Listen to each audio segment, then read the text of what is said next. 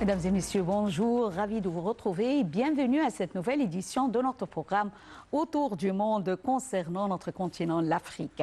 Et commençons l'édition d'aujourd'hui du mercredi 6 septembre 2023 avec le Kenya. Alors, au Kenya, les décideurs africains ont donné le coup d'envoi d'un sommet historique sur le climat visant à faire du continent une puissance émergente en matière d'énergie renouvelable et également à appeler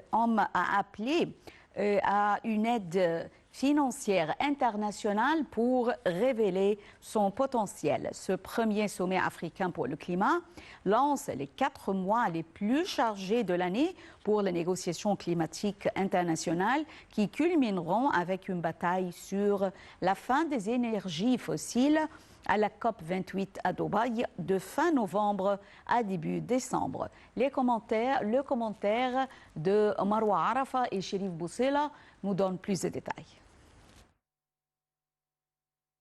Le Premier ministre, Dr Moustapha Madbouli, est arrivé à Nairobi pour participer au sommet africain pour le climat au nom du président Abdel Fattah el-Sisi. Le sommet qui se tiendra les 5 et 6 septembre a pour thème promouvoir la croissance verte et des solutions de financement de l'action climatique pour l'Afrique et le reste du monde. Ont accueilli le Premier ministre à l'aéroport de Nairobi, l'ambassadeur d'Égypte, El Nasreddin Atiyah, et les membres de l'ambassade. M. Madbouli doit prononcer 3 allocutions lors du premier jour du sommet portant sur divers aspects de l'action climatique à la lumière de la présidence par l'Égypte de la COP27. Lundi 4 septembre au Kenya, les décideurs africains ont donné le coup d'envoi d'un sommet historique pour le climat visant à faire du continent une puissance émergente en matière d'énergie renouvelable et à appeler à une aide financière internationale pour révéler son potentiel. Ce premier sommet africain pour le climat lance les 4 mois les plus chargés de l'année pour des négociations climatiques internationales qui culmineront avec une bataille sur la fin des énergies fossiles à la COP28 à Dubaï de fin novembre à début décembre.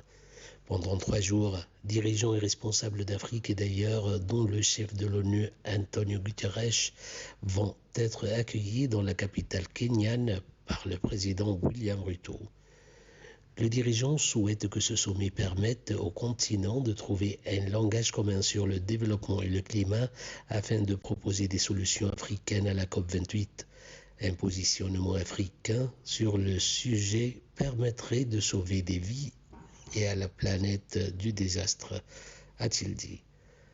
Nous aspirons à définir un nouvel agenda de la croissance qui permette une prospérité partagée et un développement durable, a-t-il poursuivi sur ex-Twitter, en appelant la communauté internationale à dégager des fonds pour le continent et à alléger le poids de la dette pesant sur les pays africains.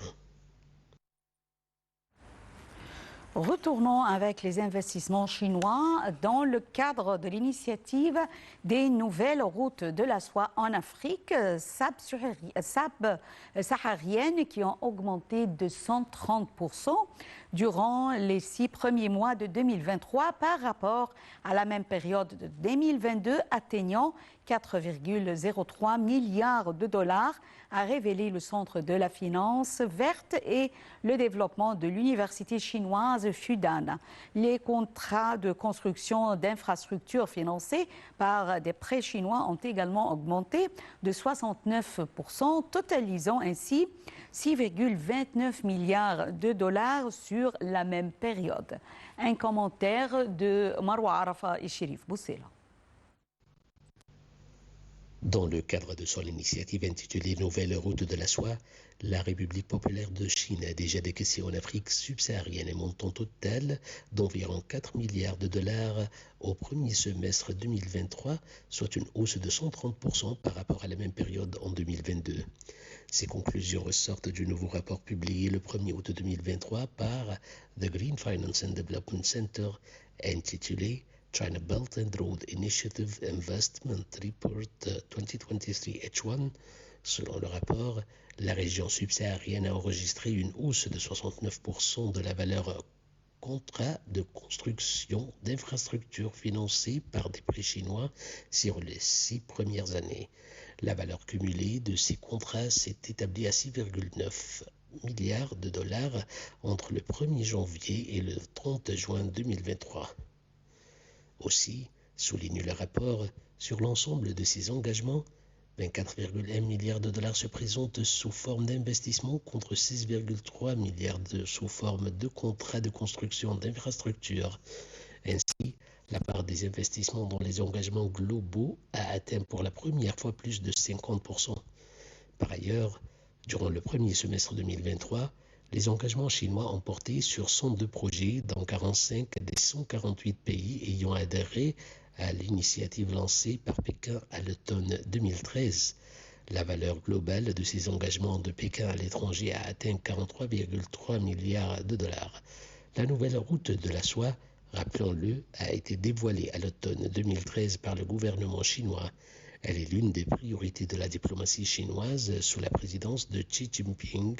Cette politique titanesque chinoise des constructions d'infrastructures portuaires, ferroviaires, terrestres dans le bassin méditerranéen lui permet de s'approvisionner en matières premières et de se remettre sur le devant de la scène internationale.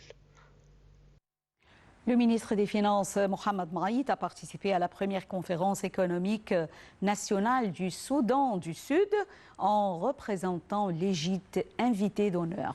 Plus de détails dans ce commentaire signé Marwa Arafa et Chérif Boussela.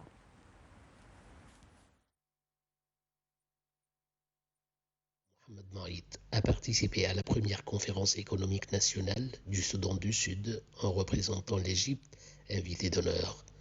La participation de l'Égypte en tant qu'invité d'honneur intervient en reconnaissance de sa position pionnière et de son soutien aux efforts de stabilité et de développement du Soudan du Sud. Dans son discours prononcé lors de la conférence, M. Maït a souligné que l'Égypte tenait à apporter tout soutien au Soudan du Sud pour parvenir à un développement global et durable, compte tenu de l'expérience réussie de développement de l'Égypte qui contribue à répondre aux besoins des citoyens et à élever le niveau des services qui leur sont fournis. Mesdames et messieurs, une très petite pause et on se retrouve tout de suite.